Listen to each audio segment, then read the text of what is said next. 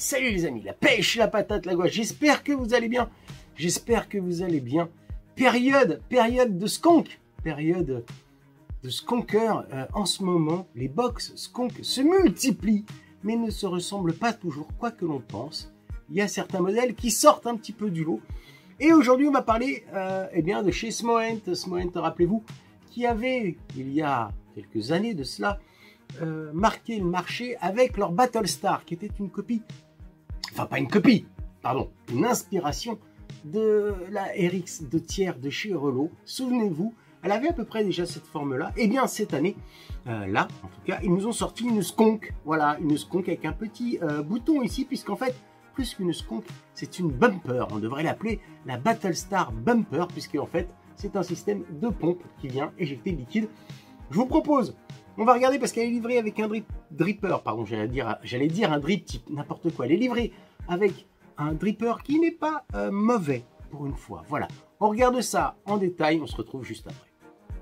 Grosse boîte qui est la Smoent Battlestar Skunker, grosse boîte, hein. Ils n'ont pas fait semblant sur la boîte, elle est énorme cette boîte.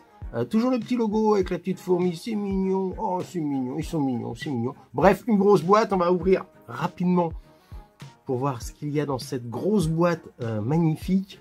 On va tourner vite fait, je vous fais pas l'unboxing, vous savez que je déteste ça. Bref, il y a tout ce qu'il faut dessus, c'est marqué, les machins, les bidules, les patins couffins, tout est marqué dessus, c'est fantastique. Le plus important étant de savoir si ce qui a marqué là est à l'intérieur. Et donc on va ouvrir cette boîte assez rapidement, bim, notre box dedans. Ouf, on est sauvé. Des fois qu'ils aient livré une boîte vide, histoire de nous faire une petite blague, une petite blagounette. Donc, ça me rappelle fortement la Battlestar classique au niveau de sa forme, de son look. On va sortir la box, bim, la box, c'est fait. Le dripper, et on va y revenir puisqu'on va le monter ensemble. Donc le dripper, ok, il est là. Petit dripper, on continue d'ouvrir la boîte, on enlève la petite mousse, on se retrouve naturellement avec une petite partie, eh bien, en carton qu'on va soulever. Et là-dessous, on va découvrir, eh bien, des spares. Alors, le câble USB, micro USB, classique, qu'on va ranger. Des spares, des petits joints, un pin non BF qui est destiné, eh bien, au dripper. Deux petits coils, une clé Allen, une clé BTR, des petits joints O-ring, une bouteille, et oui, supplémentaire, et on y reviendra sur cette bouteille supplémentaire avec des tout petits, là, des espèces de petits tampons en silicone intérieur qui se cachent. Je vous en reparle après. Notice, enfin, un truc d'authenticité.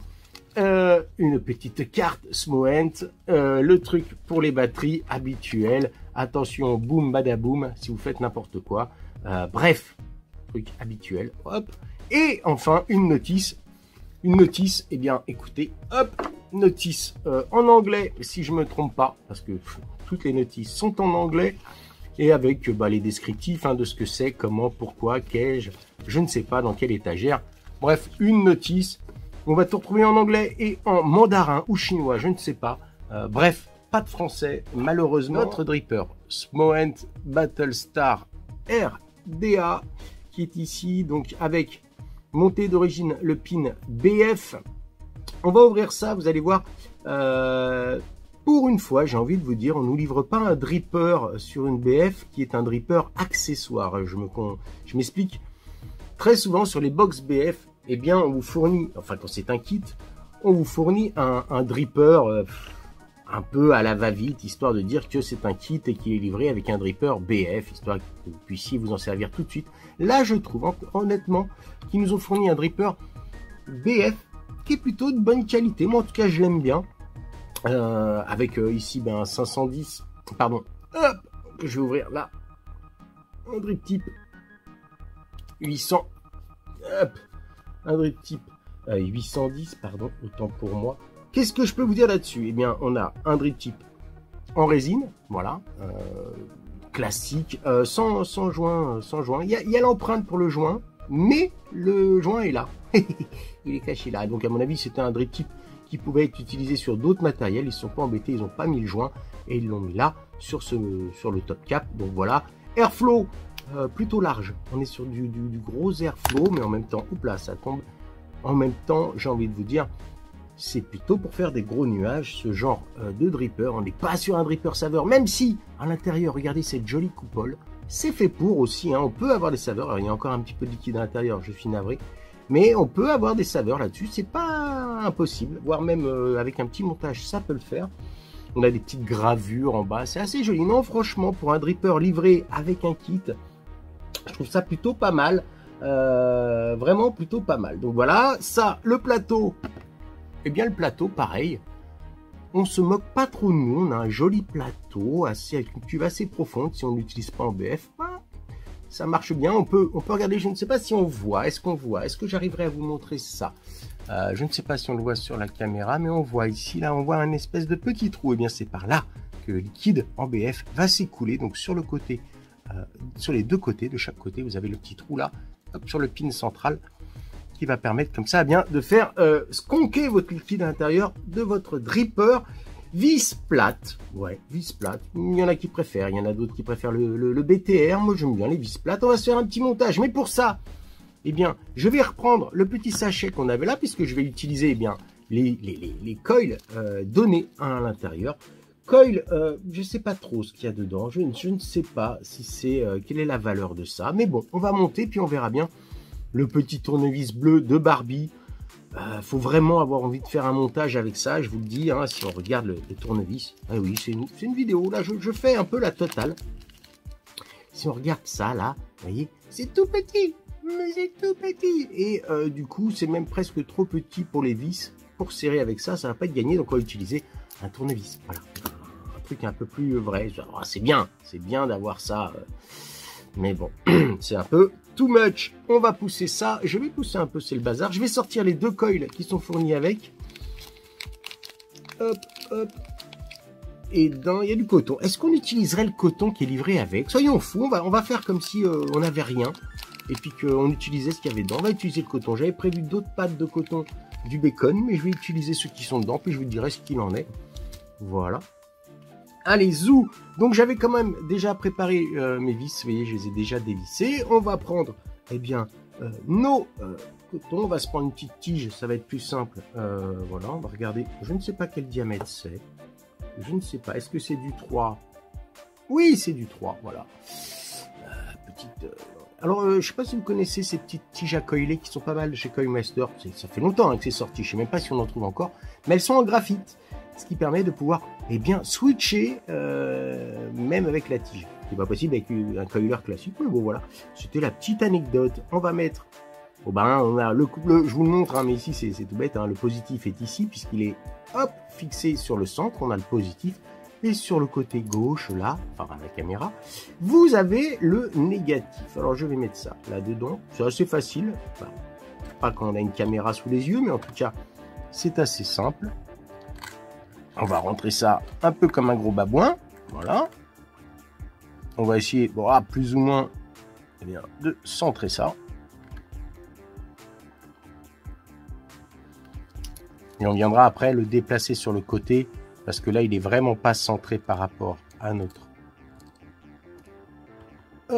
plateau. Voilà. On va essayer de le centrer un petit peu, voilà, ce qui est déjà un peu mieux. Je vais couper les pattes.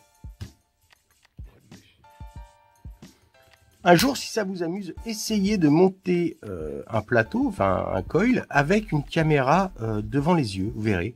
C'est assez rigolo. Le pire étant d'essayer de monter son plateau avec le retour caméra, ce qui est quasiment impossible, parce que du coup, les reliefs sont complètement inexistants. Donc voilà, on va remettre ça là.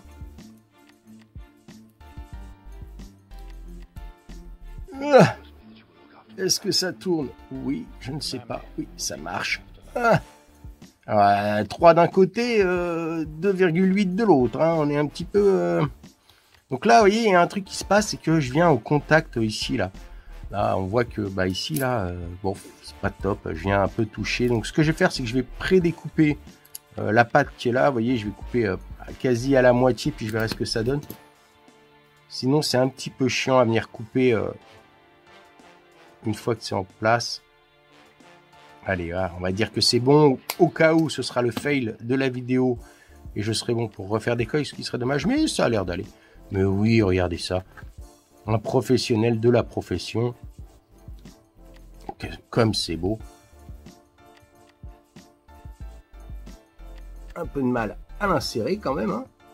Mais ça a l'air d'être bon. Le petit tournevis qui va bien.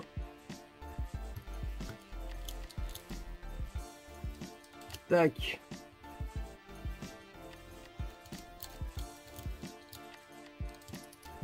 Et tac, on va couper. Alors, voyons voir. On va virer tous les petits morceaux qui traînent. On va essayer, eh bien, d'équilibrer en hauteur. Voyons voir ce que ça donne. J'avoue que la tige accroche un petit peu. En hauteur, eh bien, on est pas mal. On est quasi centré. Franchement, on est pas mal. On va tester la puissance par le crâne, par la puissance du crâne ancestral. Voyons voir ça. Oh, un 0,15 non rodé. Allons le roder pour voir si on atteint toujours les 0,15. Donc on est quand même déjà sur des coils assez bas.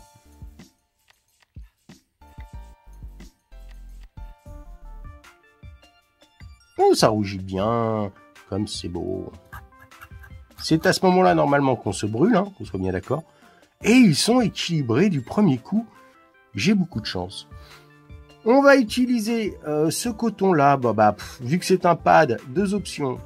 Soit on coupe une bande telle qu'elle, soit on fait comme à l'ancienne. Alors à l'ancienne, je vous explique, oui, on va faire comme à la old school. Avant, quand on utilisait du puff, voilà, qui était en fait un coton démaquillant japonais, la surface au-dessus de chaque côté était légèrement plus épaisse. Donc on avait pour habitude, eh bien, de saisir la première couche, ici, là, vous voyez, et de l'enlever, voilà, tac, de façon à avoir quelque chose de plus dufteux, n'est-ce pas, peut-être une meilleure capillarité. Je ne sais pas si c'est le cas sur celui-là, mais c'est histoire de dire. On va maintenant prendre un petit peu de coton, oui, je sais, hop, voilà. Et vous voyez cette espèce de lamelle que je sors là, eh ben, je vais la rouler, comme dans le temps, quand je fumais des clopes, vous voyez, je vais la rouler, voilà.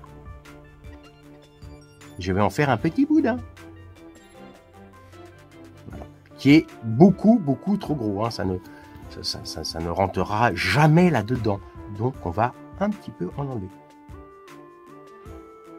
Hop.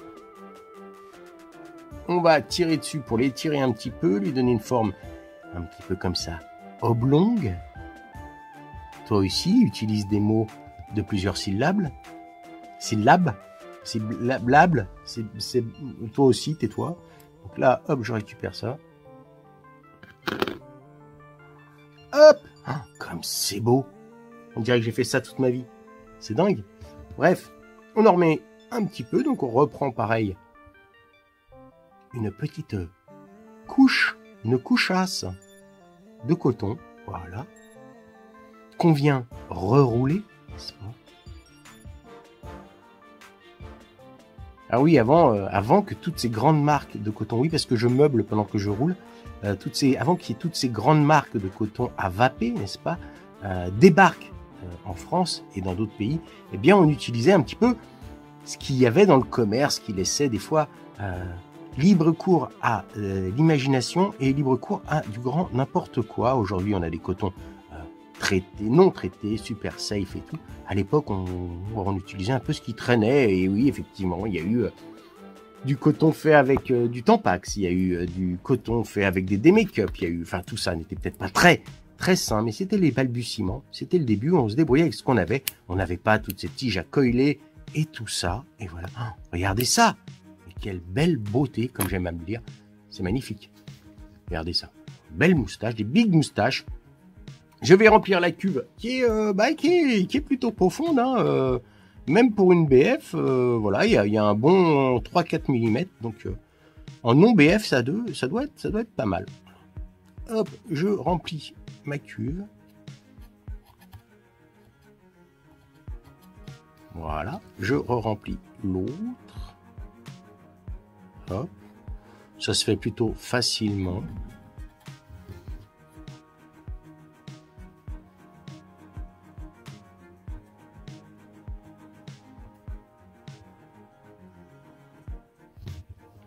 Et hop, l'autre. Bah, écoutez, on est pas mal. Donc l'idée hein, vas-y, dis-le. L'idée de ce dripper, comme on le voit ici, c'est ces deux petites encoches, eh bien, qui sont les arrivées d'air et qui viennent comme ça, plus ou moins prendre, bien écoutez, sur le côté ou sur le haut. Et voilà. Et notre dripper est monté. On va passer à la box, vous parler un petit peu de cette box. Pour l'instant, ça, on le met de côté, on l'utilisera tout à l'heure en gros plan, enfin en plan large. La voilà. Donc cette fameuse Skunk Battlestar, ce qu'on va repérer tout de suite, eh bien c'est ce système de battle qu'on ne skunk pas presque. Hein. On aurait dû peut-être appeler ça la Battlestar Pumper, parce qu'on pompe en fait, hein, plus qu'on ne skunk. Puisqu'il n'y a pas d'action d'appuyer sur le réservoir, ça va se faire avec ce bouton. Alors, déjà, première des choses, visuellement, c'est une box que j'aime beaucoup dans la couleur, la gunmetal. Il y a gunmetal noir, jaune et une espèce de bleu, voilà. Et honnêtement, je trouve que ce gunmetal est assez joli, plutôt élégant. Bon, après, les petites gravures sur les côtés, c'est assez joli. On est, bon, écoutez, sur une espèce de pin, je vais y arriver. La base où l'on vient visser, pour prendre des termes beaucoup plus classiques. Je ne sais pas, j'espère que je ne suis pas flou, je ne sais pas, peu importe. Ici, là, on voit qu'on dépasse un tout petit chouille. Le plateau dépasse un tout petit chouille, ça évitera de venir rayer le haut de la box. On est sur un alliage, que je reprenne mes notes. On est sur un alliage de zinc, voilà. C'est un alliage de zinc. Quant au réservoir, il est en PMMA et c'est du 7,7 millilitres. 7 millilitres, je vais y arriver, il n'y a pas de virgule. 7 millilitres pour le réservoir. Qu'est-ce qu'on voit extérieurement comme ça? Eh bien, la prise USB, la prise USB, deux petits boutons qui sont vraiment tout petits. Pour le coup, on aurait peut-être aimé des boutons un petit chouille plus gros, mais après, un gros bouton carré pour le Fire. Un écran qu'on va voir une fois que j'aurai mis les accus. Derrière, le fameux réservoir amovible. La pompe, alors attention à la pompe, peut-être mettre un petit coup de colle, vous savez, pour les filetages, pour les vis, vous savez, les colles non définitives qui permettent de bien fixer, parce qu'elle a une tendance quand même à se sauver toute seule. Voilà, une petite tendance quand même à se sauver. Et puis ce système de pompe où on appuie, voilà, et hop, et ça gicle. Alors, donc effectivement, l'ajustage est plus que light. On sent que la petite tige métallique qui est à l'intérieur là de la charnière est vraiment très light. Ça, j'avoue quand même. Je sais que c'est une box qu'on va trouver très peu cher, puisque je crois qu'on la trouve dans les 60, peut-être même 50 euros sur certains sites, dont je tairai le nom. Et puis 70 euros, on va dire que c'est un kit entre 60 et 80 euros. Ça laisse un bon râteau. Donc j'avoue que ça, bon. Mais bon. Hein. Après, au niveau Skunk, on en reparlera, ça vaut quand même le coup. Mais ça, c'est vrai que c'est un peu light. J'avoue que ça fait un peu peur. Peut-être revoir la copie, nos amis de chez Smoent là-dessus. C'est un petit peu light. Bref. Deux accus qu'on va venir mettre bien tête bêche, n'est-ce pas, puisque c'est une box en série qui va nous les livrer 200 watts. Il suffit après bien de pousser, parce que, hop, ou comme ça, peu importe. Mais voilà, de sortir notre réservoir. Donc oui, on a un deuxième réservoir, ce qui est plutôt pas mal, parce que j'avais une petite frayeur sur la pompe qui est ici. Je me disais, oh là là, mais avec le temps, le ressort va se fatiguer, le ressort va devenir tout mou, et puis il n'y aura plus l'effet pompe, n'est-ce pas? Eh bien non, parce que en fait, tout le système de ressort et de pompe est dans la cartouche de 7 ml, ce qui fait que quand ça commence à être un peu trop mou, que ça se pompe beaucoup moins qu'avant, que ça pompe beaucoup moins qu'avant, on aura juste à changer la cartouche. Je vous conseille peut-être d'acheter des cartouches comme ça d'avance, avant que le modèle ne soit désuet, parce que quand un matos ne fonctionne pas des masses au niveau vente, ça a tendance à disparaître des rayons, et après on galère pour trouver ce genre d'article. Donc si vous avez la possibilité d'en acheter d'avance, je pense que ça coûte pas une fortune de prendre quelques containers d'avance. Arrière tout. On voit ici le système de remplissage, qui est un système de remplissage que j'appelle moi pistolet à eau. Vous savez, cette espèce de petit silicone. Alors l'ouverture est hyper large. Un, pour laisser passer l'air si vous êtes avec une aiguille, et puis deux, ça permet, on peut remplir à la pipette sans aucun souci. Donc voilà, PMMA. Après, à voir sur certains liquides, voir ce que ça donne sur des mentholés ou des choses comme ça, ou citronnés, faut voir. Mais je pense que ça devrait tenir la route. On va mettre 2 accus là-dedans, 2 accus 18650, donc là on voit qu'il y a marqué plus, donc le plus vers le haut, moins le moins vers le haut. On va remettre ça en place, histoire de dire, même si on n'en a pas besoin pour la mettre en route. Bon, une fois fermé, je vous rassure, le capot ne bouge plus. Les batteries en pression contre le capot, ça reste quand même assez stable. Donc je dirais qu'il faut faire juste attention au moment de l'ouverture, de ne pas trop forcer sur cette fixation. Je ne sais pas si on va voir l'écran. Alors, est-ce qu'on voit l'écran? Pas du tout, c'est bien. Je vais peut-être enlever cette lumière-là. Tac, voilà. Voilà. Donc, notre écran ici, donc bah, les fonctions habituelles, hein, 1, 2, 3, on va rentrer, alors check atomiseur. 1, 2, 3, on voit que ça clignote en haut, et eh bien on va pouvoir passer en volt, si on veut régler en volt. On va pouvoir passer, eh bien effectivement, un système de curve, de courbe, de puissance, puis ça va venir s'aligner sur ce que vous demandez. On va avoir, 1, 2, 3, je recommence, pardon, le NI, contrôle de température, naturellement, le TI, le SS, le TCR, et on revient sur les watts. Donc, très très basique. On va se remplir ça, on va se remplir notre fiole, je vais rallumer, voilà. On va se remplir notre petite Battlestar Skunker, et on va voir ce que ça donne face cam. Voilà. Et bien voilà, box montée, la box est montée en accu avec le dripper. Plus qu'à mettre du liquide, et bien dans le réservoir et d'imbiber un peu de coton en amont, histoire de ne pas attendre la capillarité. On va un petit peu se dépêcher là-dessus. Donc, première des choses à faire, moi en tout cas, eh bien, je vais mettre du liquide sur mes cotons que j'ai préparés en live. Vous l'avez vu. Dedans, je vais mettre du Rib Vapes. Je ne sais pas si vous connaissez ça, mais moi, voilà. Je vais vous raconter une fois de plus ma vie. Père Pampon, raconte-nous une histoire. Je suis fan de cette marque de liquide, qui était un liquide américain. Il y en a 2 qui sortent du lot pour moi. En tout cas, j'ai pas essayé leur nouvelle gamme. C'est le Kalim Cookies, le KLC et le VCT, Vanille Custard Tobacco. Là, pour le coup, je vais mettre le KLC dedans. J'ai raconté ma life. C'est bien, donc je vais pré-imbiber mes cotons parce que je ne vais pas attendre que la nature se fasse, que la capillarité se fasse sur mes cotons. Donc, je vais directement mettre un petit peu de liquide là. Et ensuite, je vais remplir la fameuse fiole de 8 ml, de 7 ml, pardon. Donc là, j'imbibe un peu en amont. Voilà. On n'hésite pas. Hein. Et hop, voilà, je pense que ça suffira pour l'amorçage. Je vais refermer là pour le moment. Je vais sortir ma bouteille. Donc, obligé d'ouvrir la trappe arrière. Hein. Donc, vous n'ouvrez pas la trappe arrière vers le bas parce que sinon, vous les avez qui tombent. Donc, hop, on sort la petite bouteille. Comme je vous l'ai montré en gros plan, le système de pistolet à eau. Hop, on ouvre. On verse. Alors moi je l'ai lavé, hein, ça se fait plutôt pas mal, c'est pas ce qu'il y a de plus simple à laver, mais en fait ce que j'ai fait, c'est que j'ai passé le petit réservoir là en PMMA à l'eau, voilà, tout bêtement, je l'ai passé sous l'eau en ouvrant la trappe qui sert au remplissage.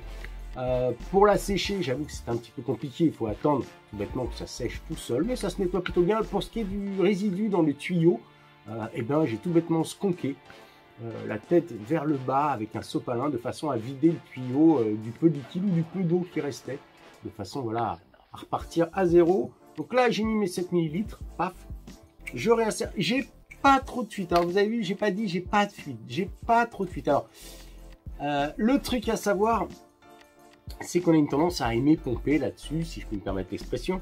Si vous pompez trop, bah, ça va un petit peu dégueuler, même si la cuve est profonde. Pas exagérer non plus. Donc, je vais juste vérifier que ça se pompe bien. Alors, quand vous avez fait un remplissage, il y a de l'air qui s'est formé dans le tuyau, ici. Donc, les premiers coups de pompe ne feront rien. Il faut attendre un petit peu d'amorcer la pompe. Donc, n'hésitez pas au premier remplissage ou quand elle est neuve à pomper plusieurs fois de façon à faire monter le liquide. On le sent hein, sous le doigt, ça devient un petit peu plus dur et le liquide finit par monter. Je vais regarder là. Je n'ai pas mes lunettes, je ne vois rien. Ah, ça y est. Voilà. On sent vraiment... On sent vraiment sous le doigt qu'au début, un petit peu, je suis dingue, Un petit peu comme, vous savez, sur les pédales de frein, n'est-ce pas? Des voitures, des fois, c'est un petit peu mou. Ça met un petit peu de temps à venir. Et puis là, voilà, les anciennes voitures avec des freins à tambour. Je raconte ma life. Voilà, là, je sens que ça pompe bien. Je vais prendre mes lunettes parce que je n'y vois absolument rien. Je suis navré. Voir, vraiment, je veux vérifier. Oui, ça se compte hyper bien. Donc, déjà, première des choses. Vous avez vu? Oui, je sais, c'est le reflet de mon ring pour la lumière. Peu importe. Donc, première des choses, ça marche hyper bien au niveau du skunk. Comme je vous l'ai dit à l'instant, méfiez-vous, les premiers temps, on se dit, tiens, ça ne marche pas. C'est juste le temps que la pompe se mette en route. Mais ça marche super bien. Ça marche super bien. Là, je suis donc à 70 watts sur une résistance. Tout à l'heure, on avait combien? Je ne sais plus. Eh bien là, ça m'annonce. L'écran n'est pas super clair. J'avoue quand même que c'est un petit peu un écran presque fumé. Du coup, on a du mal à voir. Sur une résistance à 0,17, rappelez-vous, mon premier appui tout à l'heure était à 0,15. Une fois stabilisé, 0,17. On aurait tendance à appuyer là pour vapoter. Non, c'est la pompe. On appuie là, normal. Et voyons voir ce que ça donne.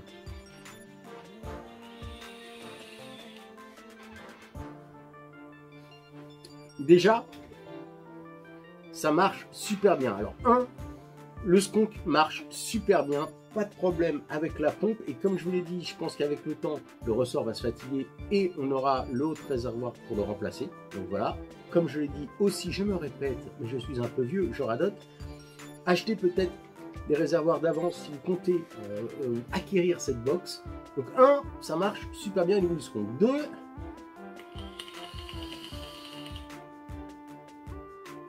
honnêtement, ce dripper est très bien.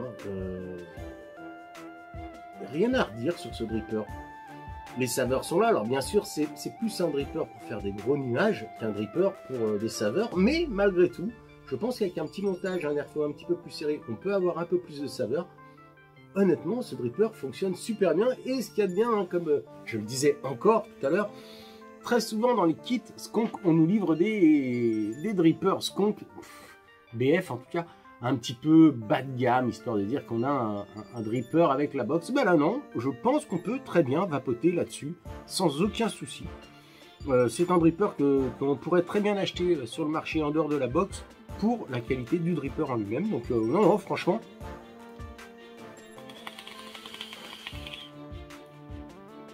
Je vais tirer une grosse barre, vous voyez. Je vais faire mon cloud chaser. Attention, je recule.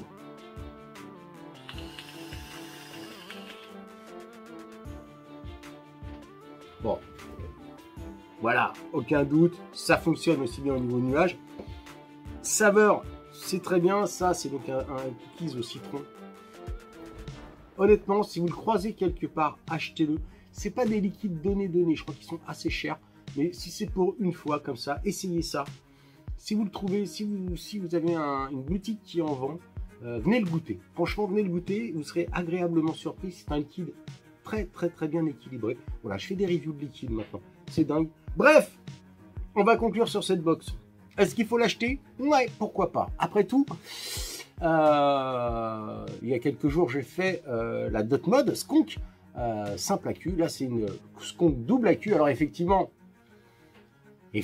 la trappe reste hyper fragile. Je pense que c'est le gros défaut de cette box, c'est cette fameuse trappe. Je pense que s'il y a des SAV à avoir, ce sera sur la trappe. Voilà, en priorité. Je pense que vraiment, parce que autant la première Battlestar, souvenez-vous, c'était une box sans défaut, 0 SAV sur l'ancienne Battlestar, très peu de retours, un chipset hyper costaud. Donc je pense que vraiment, s'il y a des SAV à avoir là-dessus, ce sera sur la porte. Je pense que la fixation de porte ici va lâcher dans le temps. Après, autre défaut, je dirais ce petit bouton qui a une tendance à se dévisser tout seul, mais avec du colle à filetage. Je ne sais plus comment ça s'appelle, ça porte un nom. Voilà, c'est une colle qui n'est pas définitive, qui permet effectivement de freiner le fait que ça se dévisse tout seul. Et après, bon, les tanks peut-être en prendre, comme je vous l'ai dit d'avance, histoire de ne pas vous retrouver en pénurie de tanks et de ne pas trouver ça en boutique. Mais après ça, 200 watts, double accu, le dripper, il est très bien. Franchement, c'est une bonne box pour commencer le BF, tout en simplicité. Le remplissage est facile. Bref, je suis conquis. Je suis conquis par cette box, moins sur les finitions, mais bon voilà, c'est une box, je crois, je vous l'ai dit, on trouve ça entre, allez, 50 balles sur les sites un petit peu cachés, honteux, n'est-ce pas? Et puis on va dire 60, 70 balles sur des sites ayant pignon sur rue. Voilà. Je vous fais des gros bisous masculins, c'était la Battlestar Skunker. Yes, j'ai envie de l'appeler la Battlestar Pumpers. Voilà. Je fais des gros bisous masculins. N'oubliez pas, encore plus vite. N'oubliez pas. Nous sommes, vous êtes, je suis la résistance. Et comme je le dis toujours, bah oui, petite barre pour le départ. Bye.